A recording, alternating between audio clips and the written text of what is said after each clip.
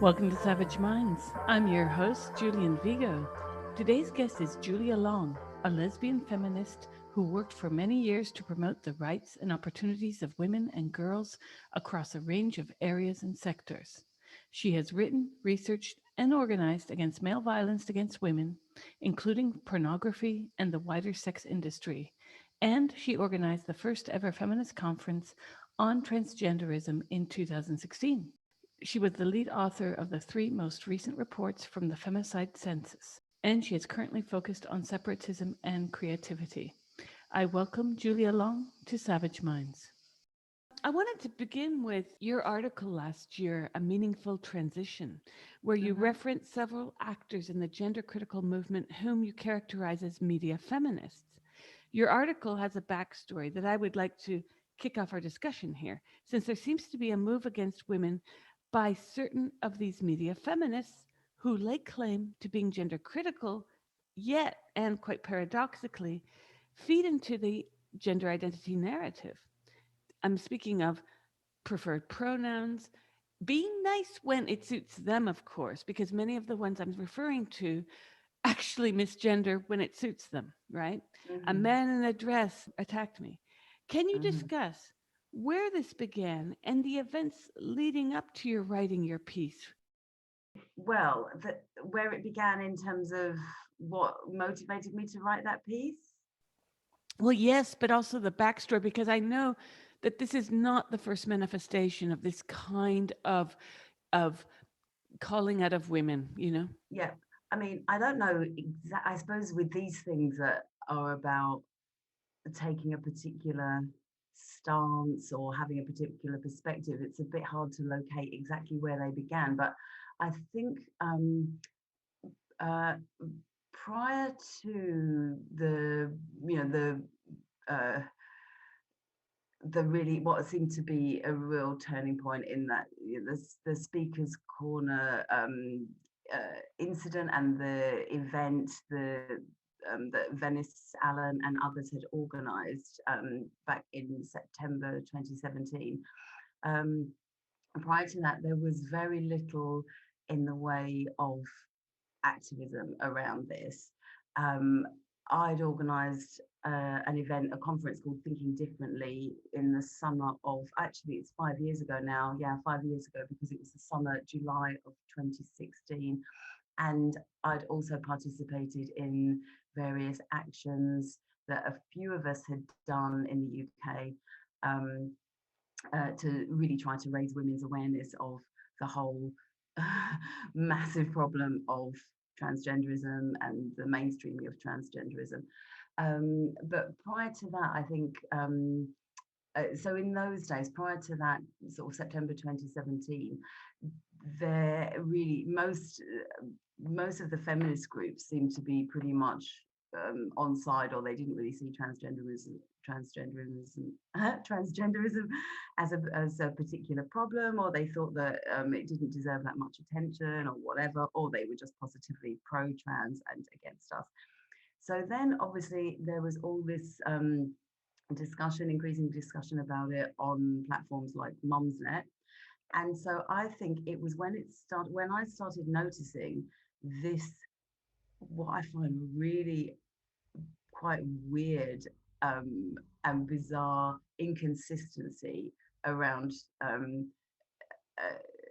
around understanding transgenderism, which it seems to involve, yeah, as you say, very inconsistent use of sometimes preferred pronouns when they like this particular man, and calling him a man when they don't like him, this kind of thing.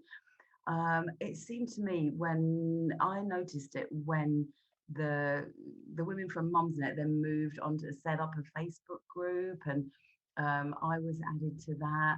Um, and to begin with, I was so pleased to see that there was an awareness of the seriousness of what was going on, and there certainly were some women who wanted to do something about it and were discussing it. But then in one of these groups anyway, I just really soon started to see this odd use of, someone maybe posting about some particular man, as they might have called him, a trans woman, whatever, in inverted commas, um, and saying, what a problem this was, blah, blah, blah. But then throughout referring to him as she, and then other women on the thread all saying, but, saying she does this and she that, and it was, to me, it was just as like really bizarre. I couldn't understand why they were doing it because apart from anything else, it's so completely illogical, like in the most basic kind of way, the most fundamental way. So I suppose that's where I started noticing it. And it seemed to me that then obviously, in terms of moving offline, in terms of the public meetings, Venice and various, associates of hers were doing these public meetings. And then she started doing some on her own, as I recall. And then obviously there was Women's Place UK, who started doing some. And it became apparent, well, certainly from, I think the first one was in Cambridge, I think that was the first, but from the first one that they held in London, um, which I found to be just this exercise in gaslighting. Um, there were a couple of these men who, at the time, I think were claiming to be trans women or transsexuals or something, and probably still calling themselves she. And then later on, they said, "Oh no, I'm he," or whatever. But anyway, there were these men in the audience, and I said, um, I wasn't speaking from the platform, of course, but I was in the audience.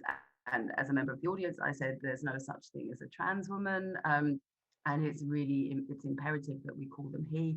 And for that, I was really seen as this, this terrible, unkind woman who was sneering and disrespectful. And I remember seeing some of the commentary about it on Twitter, where I was quite surprised at some of the women who were liking the tweets by these men that were, really denouncing me as this terrible person for just quite straightforwardly calling them men, which they were, and which I don't even know now. They just seem to try to sit in some weird middle ground where they get some kind of recognition from women because they acknowledge that they're male, but they still call themselves things like Debbie and Christina and prance around in dresses and things and turn up at events. So it's really very bizarre. So that, I think that particular meeting, the Women's Place UK representative who was chairing the meeting also denounced me and apologized to these men, kind of for my behavior or for what I'd said. So from that point it was really, really clear that there was going to be this really fundamental split between what I think is, it's probably the most fundamental thing is, if you don't understand these men as being men, you don't really understand any of the rest of it. The reason why transgenderism is a problem, aside from obviously all the what follows from these men pretending to be women, which is now obviously all the phenomenon of children being treated as though they're born in the wrong body, etc. But the reason why it's such a problem for women is that men are then claiming to be women and all the things that go along with that, men in women's spaces, the destruction of our language, the violation of our spaces and sometimes our bodies as well. So that all comes from the fact that men are pretending to be women. And if you don't understand that, I don't really see how you can understand what a huge problem it is. So it's a huge difference. And so that's why I eventually wrote that piece.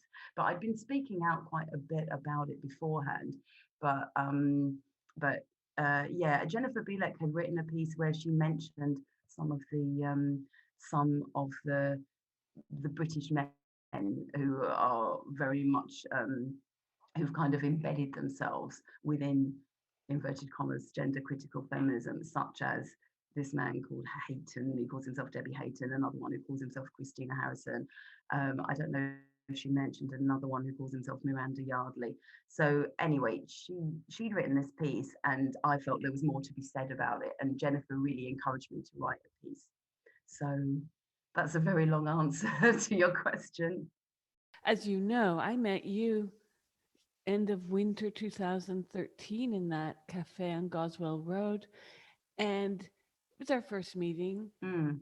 I had been living in the UK less than a year as a resident, and I remember you saying to me, "Why are you saying she?" Because I did that in our conversation. Because well, not you. Hey, you're great. But no, a lot of us, we're cognitively aware sex is immutable. We're cognitively aware that even the old school transsexuals, as it were, did not change sex. We're all aware this is cosmetic surgery when it's actually being performed. And somehow we've been streamlined into this very unconscious or conscious, depending on where you're coming from, nice politics of just give them what they want because it'll help them. And I almost feel like dealing with the trans issue is like being on a 24/7 suicide hotline because people will look at you, my God, what did you say? I think I told you in one conversation that I lost a lifetime friend over this issue. And not just one friend, but this was a very old friend, by the way. People have written me, friends have said, "Why are you banging on about this?" And I myself have to wonder, because I don't want to only talk about this issue within my work, and I've stepped away from it because, oh my God, I have days where I wake up laughing hysterically and I think, what madness is this? Has someone pranked us? Because we are dealing with that day when you said, "Why are you saying she?" It hit me inside, and I thought, she's absolutely right. And it caused me to just question the way in which we are groomed. And I'm talking we with PhDs, we in academia, we with brains that function quite well, except we do this shortcut when it comes to these people because we are groomed to speak about it a certain way in the same way that the BBC and other odious media runs piece after piece about the 11-year-old girl who got married to a 45-year-old man. It's like, that's not marriage, that's rape. And we've all seen these stories, but yet we unconsciously let go of that and we, oh, look, they got married. That's Pakistan for you. And there's no criticism beyond that weird headline. So I'm just thinking about the way in which this issue has hit. Obviously, you've been talking about this for years. Janice Raymond, Sheila Jeffries, far beyond, in fact.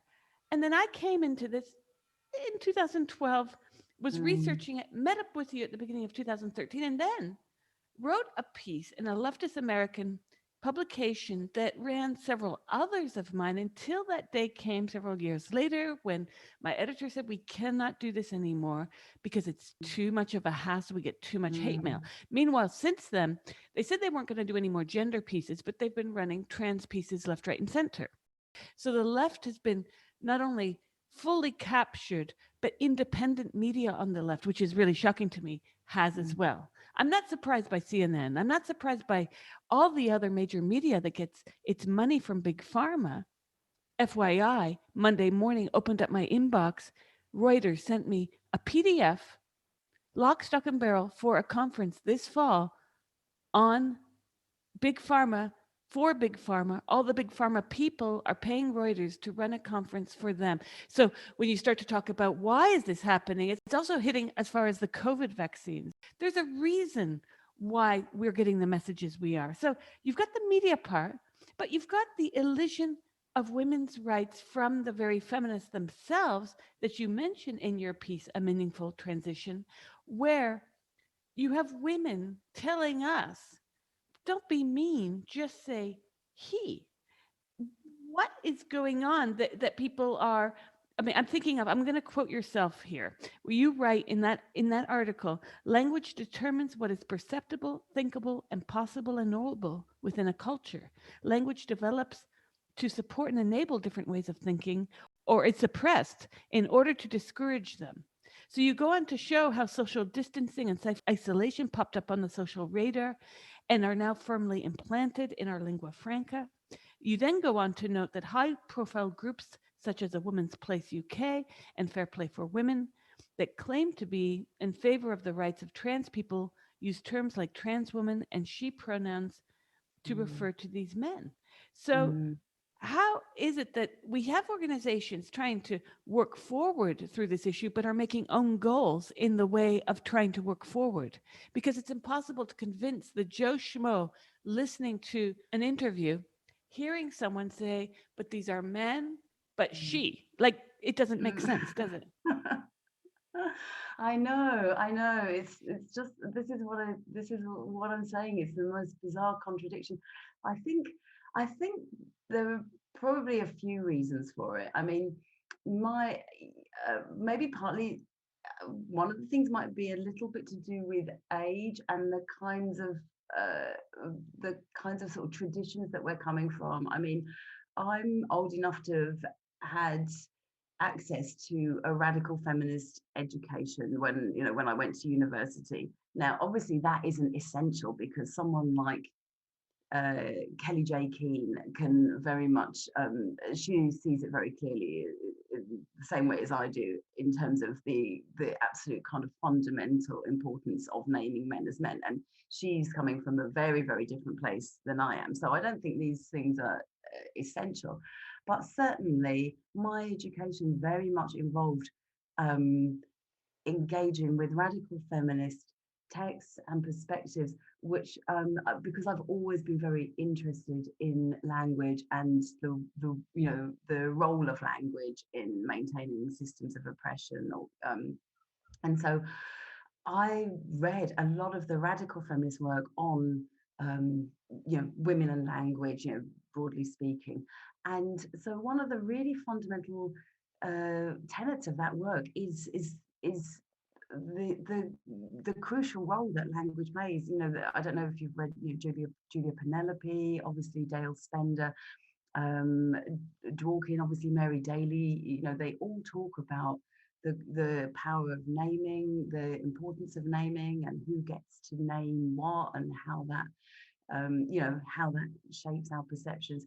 But it's not even just a radical feminist writing on this. I mean, I think what I'm saying it's fairly it's very well treated in various aspects of linguistics and theory around language, that sociolinguistics, the importance of the kind of instrumental role between language, thinking, material reality, these kinds of things. So I would have thought it's all like fairly elementary. And so it is quite astonishing that these women really go out of their way to kind of, I don't know, just not to name men clearly is the main thing that they're doing. And then there's all the vocabulary that's attached to that. But I do think maybe part of it, well, not maybe, I do think part of it is the kind of general amnesia around radical feminist writing, and a lot of the women who have now become, certainly in the UK, who've become very central players in the activist world around this, the kind of gender critical feminists, um, do not have a background in radical feminist literature or politics or anything like that.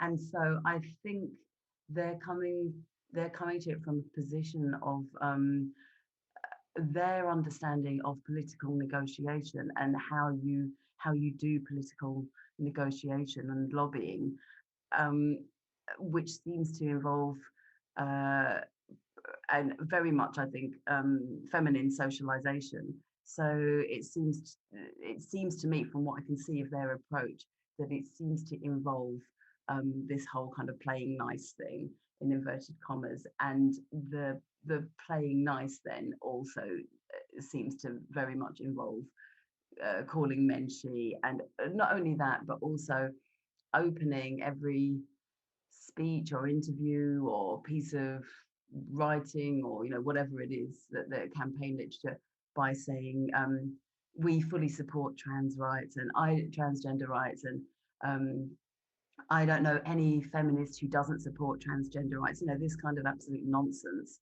Um, but that seems to be what they feel they have to do, and they probably genuinely believe it. I think they actually do believe that, but that seems to be what they feel compelled to do before they begin to, put up their hand and say, "Oh, by the way, please can we have our sex-based rights as well?"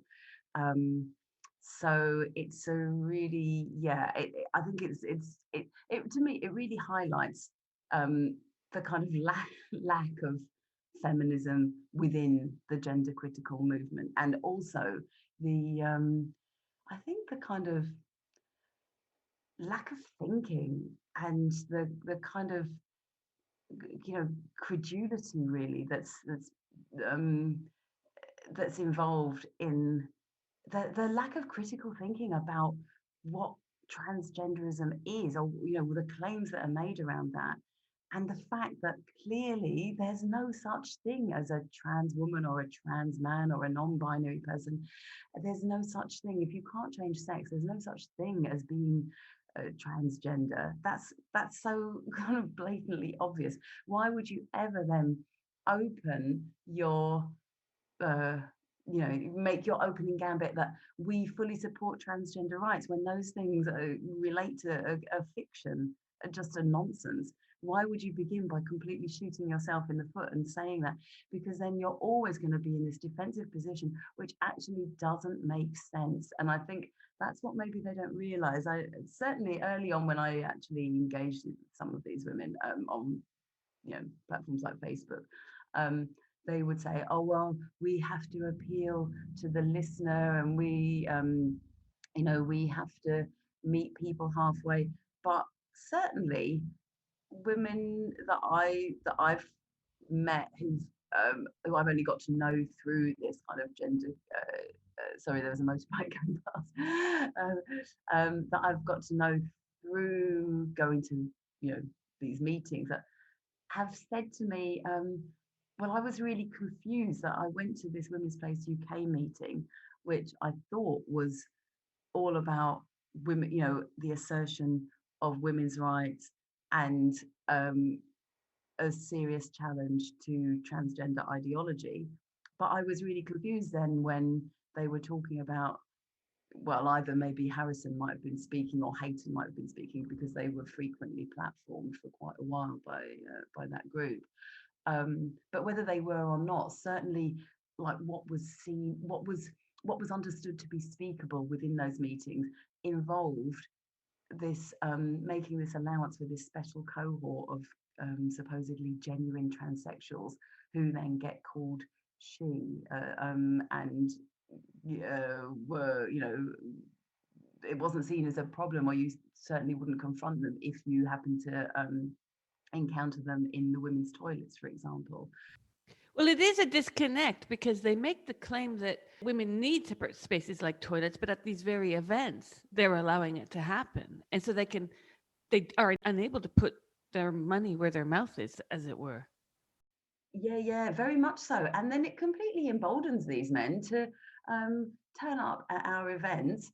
And I mean, a massive problem is the kind of fawning over them, which I can say a bit about that, but that is a massive problem. It's again, it's I don't know, it's just such a glaring and quite, to me, quite unbelievable contradiction, that when you're setting up an event that is about asserting women's rights and creating a space for women to talk about what a problem these men are by invading our spaces, that smack bang in the middle of one of these events, you have this man prancing around in a dress, who maybe says something and then gets a massive round of applause or a standing ovation. That it seems to me, I was speaking about this the other day with a woman that I'd met at an event, which I'll talk about, and we were saying that this is actually a very, very straightforward issue. Transgenderism is a very, very straightforward issue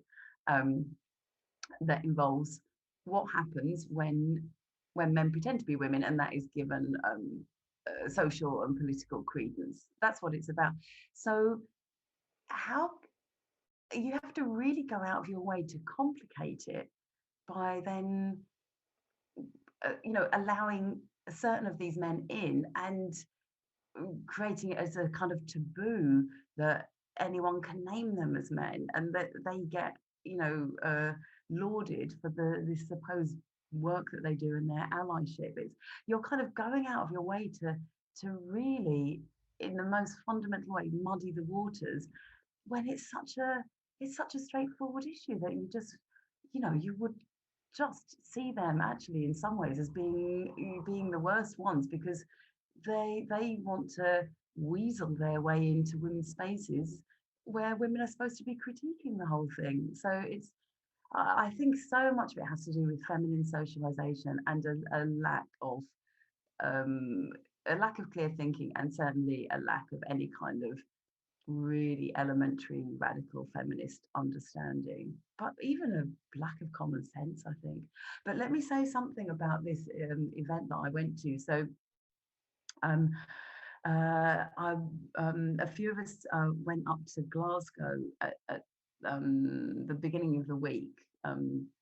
There was a rally in support of Mariam Miller. I'm sure you're well aware of this case, who is who's been charged with malicious communications because of some tweets that she posted a while ago. One of which was an image of a suffragette ribbon tied through a fence.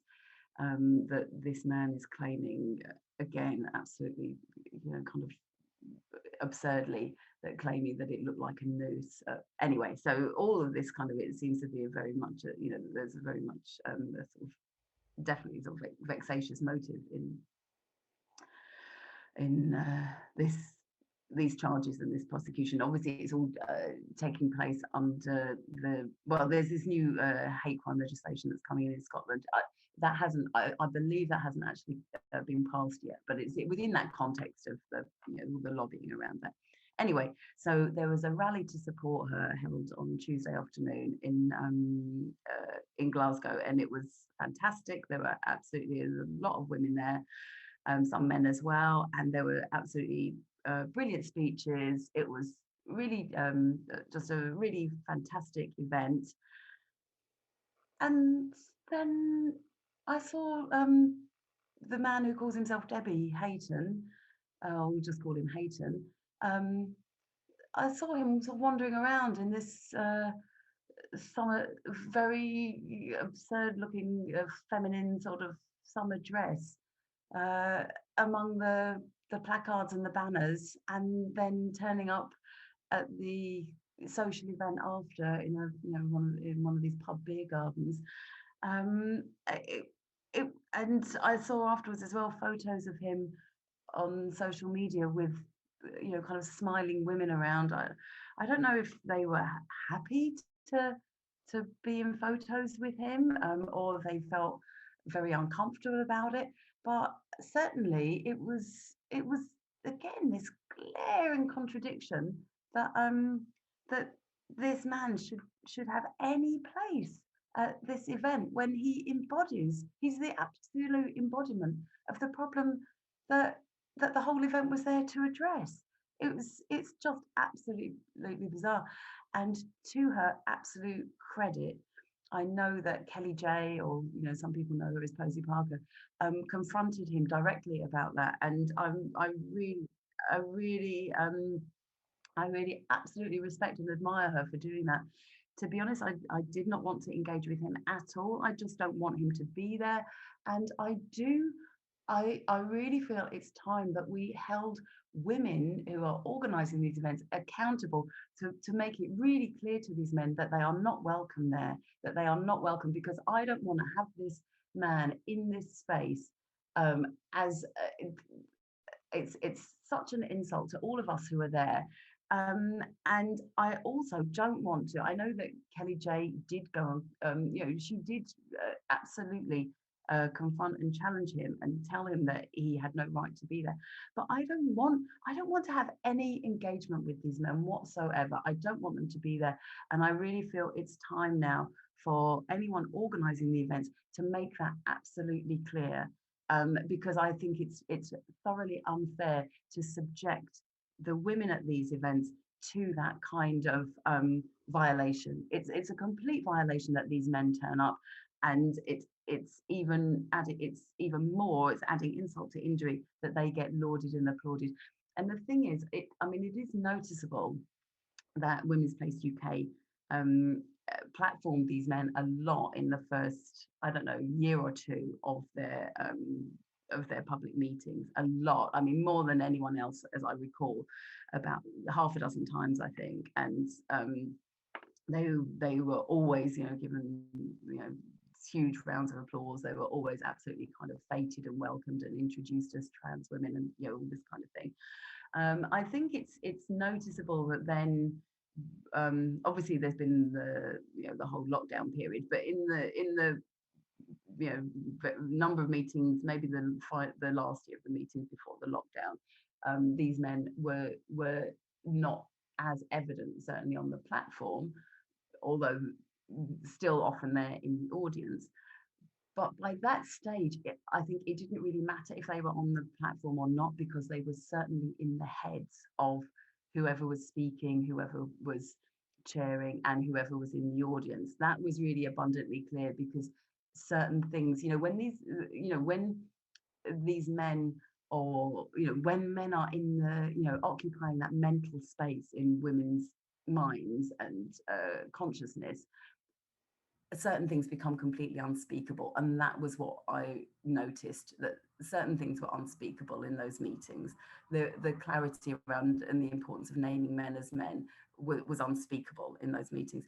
And in one of the ones that I found, that I really felt that I'd have to just stop even going as an observer to these meetings, because I found it was really actually damaging to my mental health in a really, really serious way. It had a really bad effect on me, was when I went to a meeting that they held in London. I don't remember the date. It must have been probably sometime in 2019, I think. I don't remember exactly when it was.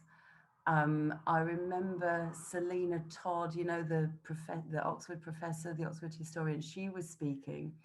Hayton was in the audience, and she kind of broke off from what she was saying to acknowledge him and thank him for his work. And there was this huge round of applause in the hall. So to me, that says so much about whether the man is on the platform or not. He is absolutely there in women's consciousness, and he's absolutely there to be lauded and congratulated, and very much like more than accommodated. Absolutely have the red carpet rolled out for him. So that was just so appalling, and really spoke volumes to me about the whole phenomenon. And I do hold Women's Place UK very much responsible for introducing him right into the middle of the kind of gender critical feminist arena, whether or not they've platformed him recently. The job has been done. You're listening to Savage Minds, and we hope you're enjoying the show. Please consider subscribing. We don't accept any money from corporate or commercial sponsors, and we depend upon listeners and readers just like you. Now, back to our show. Well, he also was at that event, paid by the Spectator to cover it. And Kelly J told me she addressed this with him, because I'll give you a side example here. I'm fundraising to pay writers for Savage Minds. Now, get this. Most of the full-time writers that I pay are women so far. Now, get this. This is just ironic. It's a struggle to raise funds. Meanwhile, there was a fundraising for a new lesbian and gay publication, which ran on the promise to pay freelancers recently, which actually is not true. They got money because, of course, it's a guy doing the fundraising. Skip to, as you well remember, the fundraising for someone's unnamed facial feminization surgery, which got funded to the gills. I think So I said, I think we can name the person, can't we? Wasn't it because it was very public? I mean, it was a public crowdfunder, so well, why not true. name it? Yeah, I think it was him, was it? Theon, somewhat a man who calls himself Theon, or I mean, the names they are very funny as well. It was, yeah, it is Fiona Orlander. I was saying I wasn't named who funded it, but there's actually more than one GC feminist who calls herself GC feminist who funded his facial feminization surgery. Oh, I'm And so sure I there'd thought, be more. Yeah. oh yeah, and I thought I should just Okay. advertise myself as a trans man, announce that I want to remove my breasts, and I'll have funding to pay writers tomorrow. Absolutely. You're missing a trick there, Julian. Absolutely. And let's not forget again, because it was very public, the very public announcement that Kathleen Stock was going to donate and support it. I mean, again, the sheer contradiction and the level of gaslighting of women I find intolerable, absolutely intolerable, which is why I really now, on the whole, don't I try not to engage too much with all of that whole kind of, there's a group, isn't there, there's Fair Play for Women, Women's Place UK, and then the associated, the kind of maybe the academic wing, which is Kathleen Stock, obviously Julie Bindel, very much a part of all of that. Now, I don't really, to be honest, I know that there's this new Helen Joyce book, because I'm aware of her. I kind of know that she was an editor at The Economist, I believe. I haven't read the book. I'm not going to be buying it. Definitely, I'm not going to be spending money on it. Going 2 steps back, when you and Kelly J went to the HRC in, I believe it was January, February 2019, Yes, end of January. you spoke up. Mhm. You went to a meeting where Sarah McBride, the then head of press for the HRC, and this is not incidental, but it is parenthetical. I wrote the HRC for years, never got one answer, not one answer. And I'm talking, I called, I faxed too when they wouldn't answer email, until McBride left and was elected to the state Delaware seat in the Senate. So you two went and did something I thought was brilliant, because the people who critiqued you, and these were the same, it was Bindel, it was Stock, it was Jane Claire Jones accusing you, and then by default me, because I defended you and Kelly Jen. I got a shitstorm laid upon me for not just that moment. It happened during lockdown. I was accused of all these things. I was in the hospital with my daughter. I was like, what the hell? Anyways, these people have organized to, they hermetically seal themselves on Twitter. They retweet only their own BFF stories, their BFF. So, of course, there are recent elements that have come to the fore that one can wonder, well, are these people reading outside the hermetic bubble on Twitter? And as you said the other day when we spoke, if you don't have a Twitter account, you don't exist, which I found quite brilliant, because there's a side of this whole debate which is taking place uniquely on Twitter. Meanwhile, over years in Kelly J's presentation in DC, where I was telling in a private group, Jane Claire Jones said, you don't know how to do politics, to me. And I said, well, that's how you do activism. That's the heritage of political activism in my country. I don't know where you think, I wouldn't have liked to see Jane Claire Jones in the 1950s telling people that's sort of rude to be sitting down in the middle of the street blocking traffic. Like, what on earth is she thinking? But this I'm woker than thou attitude has hurt women.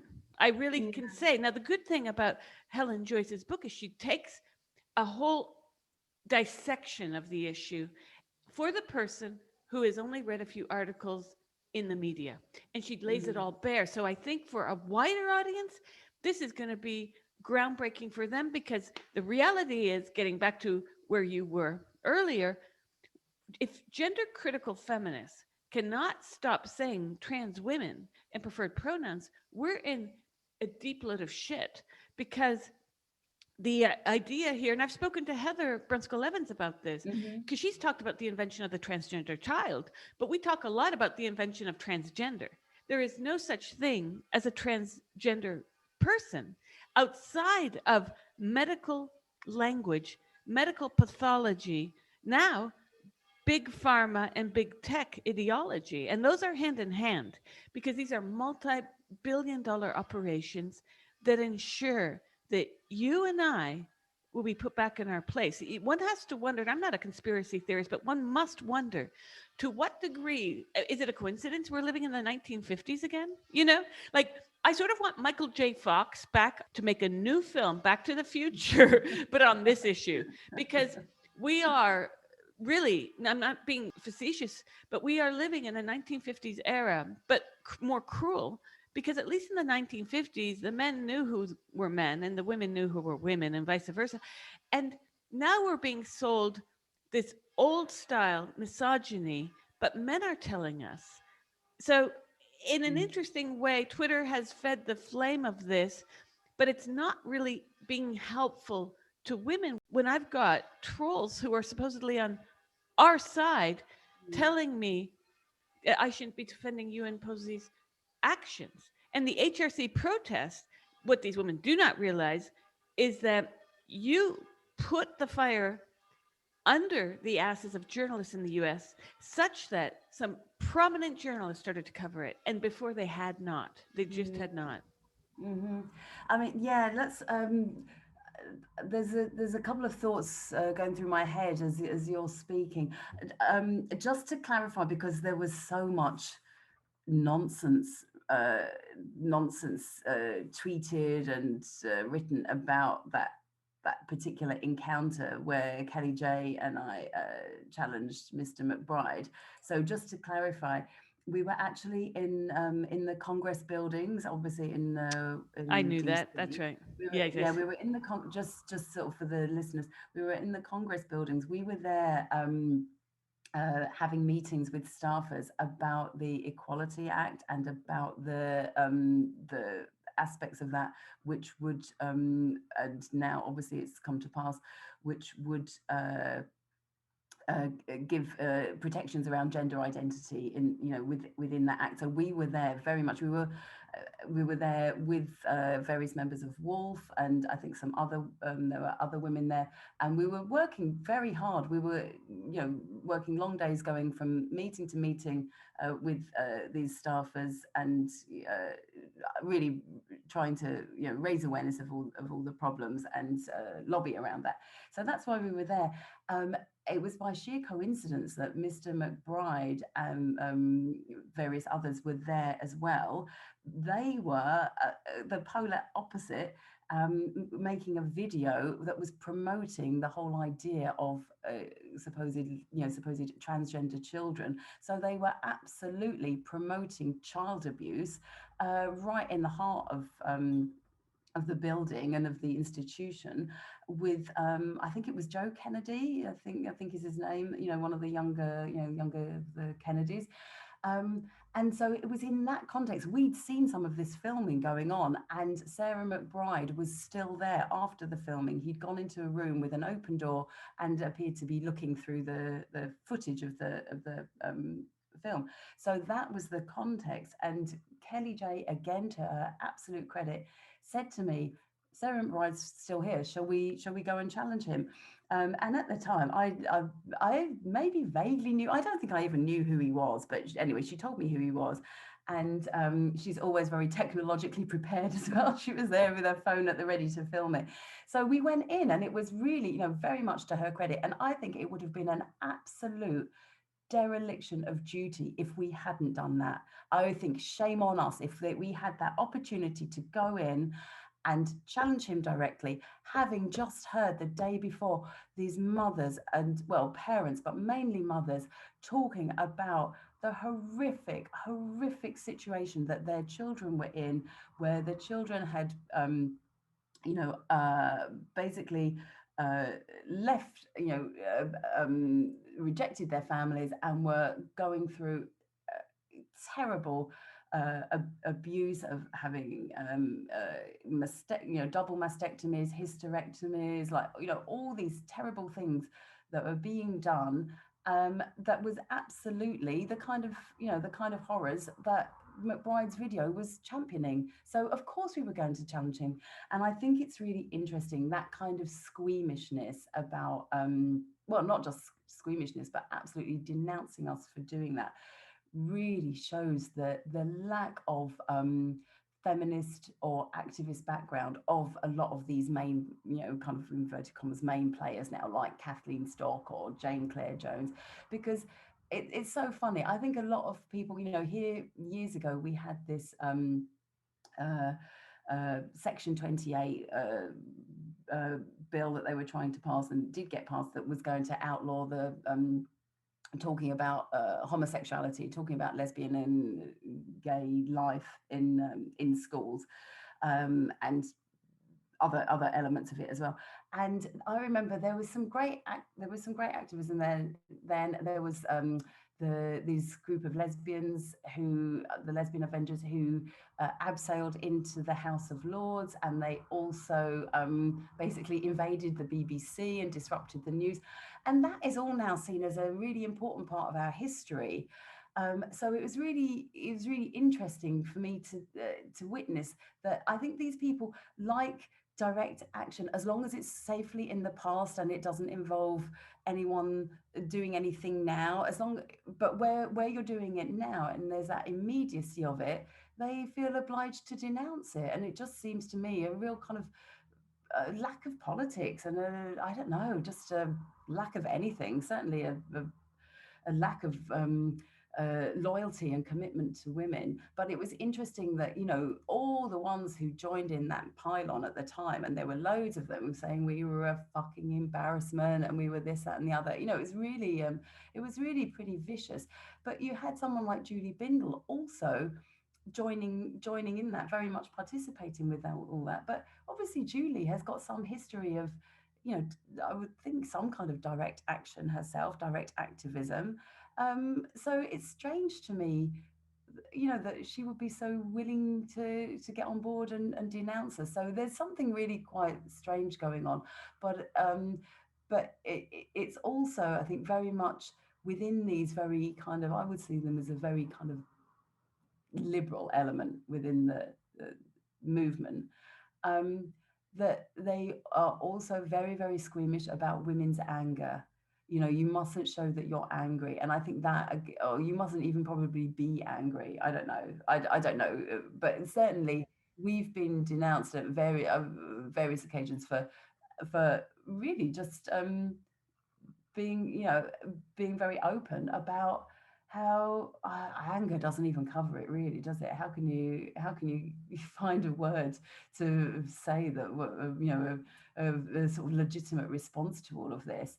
But I've been thinking a lot. I'm going to talk at the weekend about Marilyn Fry's essay on anger, because I think it's very interesting the way that anger has been made a taboo within this wider gender critical movement. But the other thing, Julian, that I wanted to talk about, we can only speak for about 5 minutes more because because I have to go to work. But the thing that you kind of started to touch on there, that I think is very much a part of this, is the creation of social media narratives. And I do think this is a big problem, where you've got women with quite large Twitter followerships who use their social media accounts to create certain narratives. And I see these narratives as very much kind of myth making, in terms of the creation of goodies and baddies. Someone like Kelly J being thoroughly demonized. I mean, thoroughly demonized. Suzanne Moore recently, the British journalist, she recently, kind of apropos of nothing, completely unprovoked. I don't think she certainly hadn't had any encounter with Kelly J. She hadn't had any interaction with her. I don't think she's ever met her. Apropos of nothing, suddenly called Kelly J a racist shit on, I don't know if it was Twitter or Facebook the other day, just out of the blue. It's just kind of really disgusting bullying and defamation that's going on. But I also see, sorry, just to see where I observe it, this kind of also really quite nauseating sort of mutual self-aggrandizing going on, where there's all this playing out of mutual admiration, that this one's amazing, you're amazing, but these other ones are shit. So it just seems to be this kind of ludicrous, really, really I guess, I don't know, juvenile playing out of the creation of kind of gods and monsters on social media. And I think that is a phenomenon in itself that's obviously not unrelated to the whole kind of social media construction, or media construction of transgenderism. And it seems to me that that is a problem, because it has very, very little to do with reality. It's about taking a certain a fragment, a tiny social media fragment of an impression of someone, and then creating a whole kind of myth around them, whether it is elevating them to the stratosphere, or denouncing them as these terrible villains. So I don't know what you think about that, Julian, but that seems to me very much at play as well. Well, there's a power play, definitely, and it's very evident in the UK, and it's very class based. So, I mean, there are those of us who have PhDs who haven't fed into this, but I do know there was an assumption I would, because early on, after I wrote my first 2013 essay, many women in the UK contacted me, met up. There was this thing called dark Twitter, and there seemed to be this nice feminism very early on developing, such that, well, we can reach people. Well, what's happened is it's created a division in the movement of reality and logic. You cannot, on the one hand, say that men cannot become women and stand by that and say, we really know that they can't. But in public, we have to do this. And this is where, like the other day, I spoke to Nick Williams, who talked to me about something I did not know. When she went to a massively important meeting for sports in Switzerland, she was backturned. She was treated badly, all for saying male. She was telling me in the interview how it was important for her to say trans woman because that got her in the door. Now, I can understand that as a tactic. It sort of reminds me of the 1980s Miss California, where a feminist won and she ripped off the sash, and underneath the sash of Miss California was another sash that said, beauty contests hurt women. So she sort of usurped that language to get in. Now, I understand where Nick's coming from in terms of activism, and I can actually say, okay, do what you have to do to get through the door and then trash the place, But what I don't get is where people who write articles, who are in academic positions, who have protected jobs especially, are trying to push well, let's be nice. And meanwhile, accusing you and Posey of taking money from the Heritage Foundation, which bald-faced lie. I mean, that's shocking as well. That's sorry, Julian, just to kind of, I mean, those are absolute lies. And it's shocking to me that women can get away with doing that and still maintain a kind of a very a high status position, because I think so much of it is about status and jockeying for position, and the fact that there was a tweet by Julie Bindel saying that Posey, it was such an absurdly phrased thing, took the Heritage Foundation coin, which is an absolute lie. And I don't know that she's been seriously challenged about that. She certainly hasn't, to my knowledge, ever apologized or retracted that. And so it just seems very odd that some of these women who are very concerned about what gets said about them by TRAs also behave in pretty strikingly similar ways to other women. But also what you were saying there about this getting your foot in the door, I think it's one thing to maybe use the language in order to get your foot in the door, and then when you're in there, to really be, to use that position to be very, very clear and kind of do the equivalent of revealing the other sash. But they don't do that. They don't then use clear language when they're in the door. They just continue to use the language of transgenderism.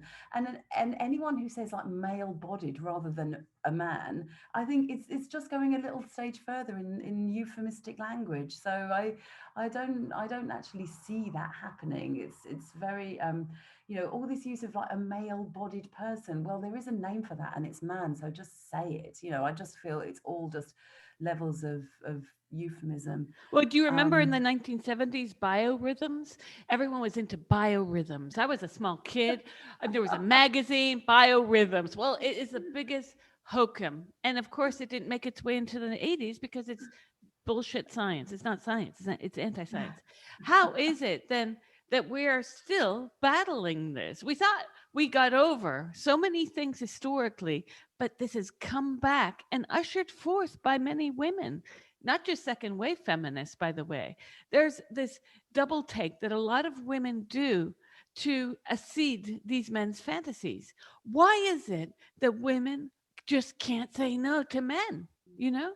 I mean, one thing that I have noticed again, and because I'm not on Twitter, but I'm not as much up to speed as some of the women who are, but certainly the sense that I'm getting is that stance of using the preferred pronouns, like a lot of women have absolutely seen through that now, and I think that a lot of women have absolutely rejected it. So I do think there's been a shift over the last, I don't know, maybe year or so, and I think maybe because it is just so completely illogical, but also because it has terrible political consequences.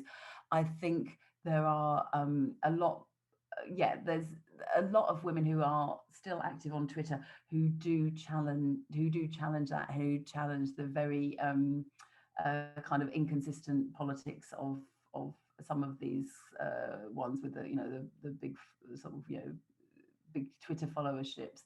I think there is. I don't know how much you've seen of that, but that's very heartening. And I think there's a kind of a reinvigorated interest in just a more radical feminist perspectives generally. And so I think there is that. But obviously what's happened is that the ones who are in a position to, you have to be generally speaking, you have to be in a fairly privileged position to be able to sort of take the time and have the resources to write a book. So it's kind of gone from the Twitter sphere now and the bit of the kind of public meetings now into this new level. And so a certain story is being circulated now via these books as well.